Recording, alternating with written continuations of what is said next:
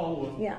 But your point is valid. You took an oath to the Constitution. Isn't it unconstitutional to say you cannot exercise your carrying license? With one exception, and that is if there's an emergency, and I've declared an emergency for a temporary amount of time, I can invoke additional powers. No constitutional right, in my view, including my oath, is intended to be absolute. There are restrictions on free speech. There are restrictions on my freedoms.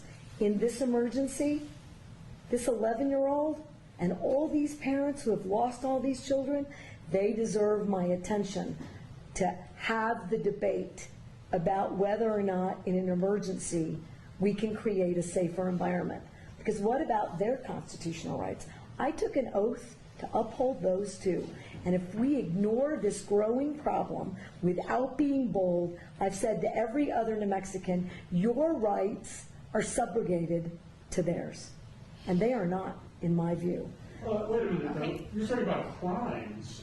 There are already laws against the crimes, so how are their rights? I got it. But again, if I'm unsafe, who's standing up for that right?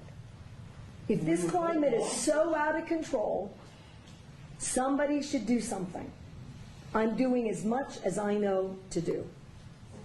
Madam Governor, do you really think that criminals are going to hear this message and not carry a gun in Albuquerque on the streets for 30 days? No. But here's what I do think. It's a pretty resounding message